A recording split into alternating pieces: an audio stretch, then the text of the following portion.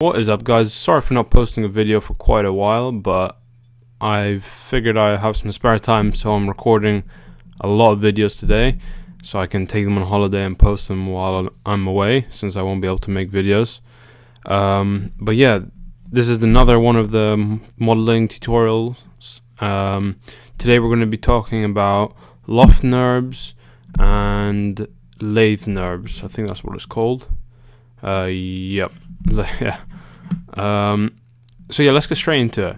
We're gonna make a spline object. Let's just create a schema. Let's go into the right view and let's just create the object. Well, create the spline. So let's maybe here, and then right there. So it's a bit of a curve, and this is actually just a line. It's not 3D object, not 2D object. It's just a line. It's kind of weird to explain, but yeah.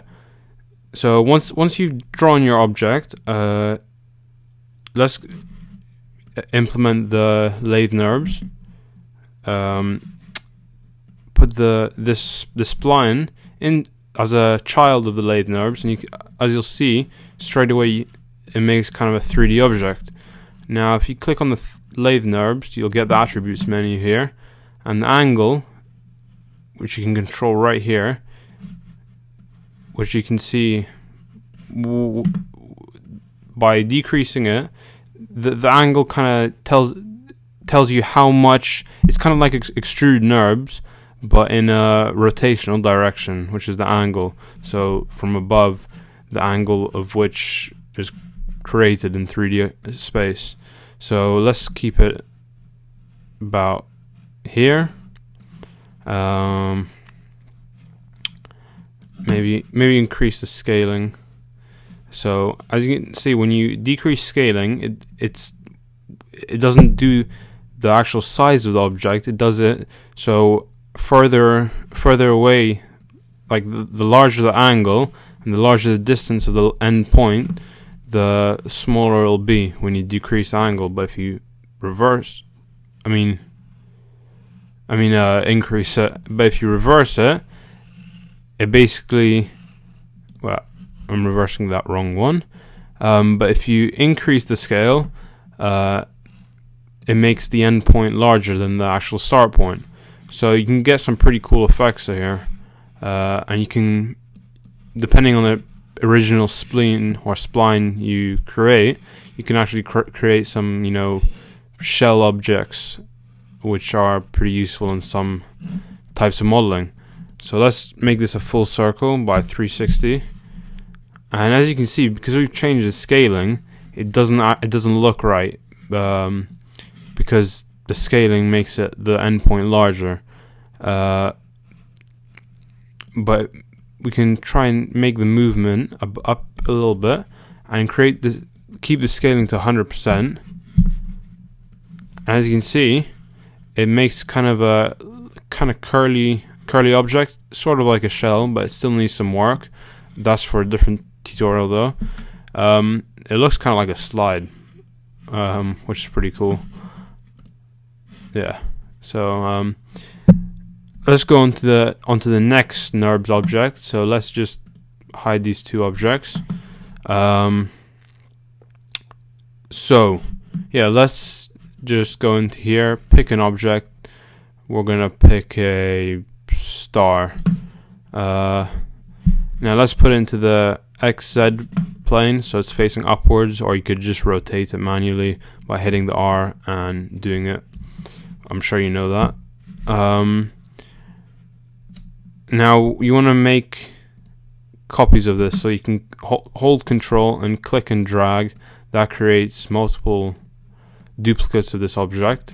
So move them.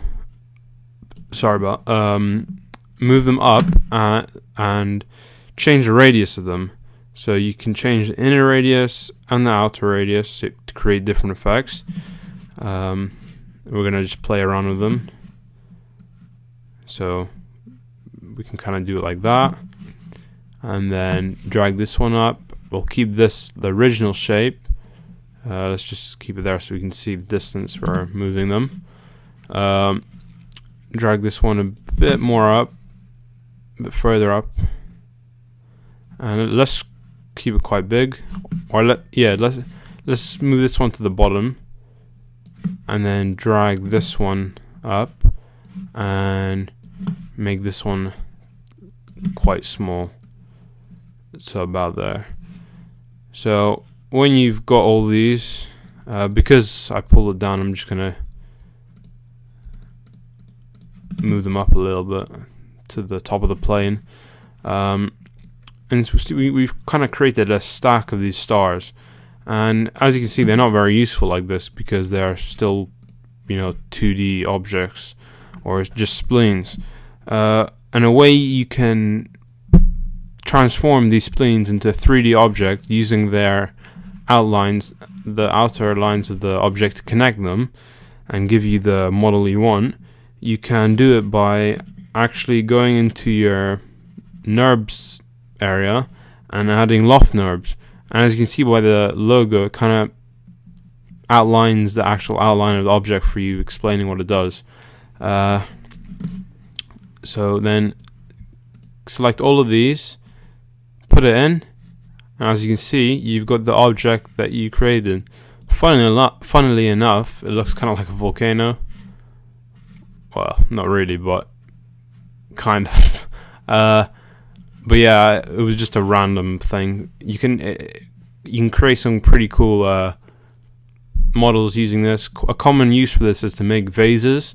You can use the circle one here. Where is it? Circle one here to, you know, change different shapes, and you create the vase or vase, however you say it. So yeah, that's about it for today's tutorial. Hope you enjoyed it. Follow me on Twitter. Check out my tech channel, unboxings and reviews over there. There's some pretty good videos up there. I spend a lot of time doing them. So yeah, thanks for watching and goodbye. Keep tuned for the next videos.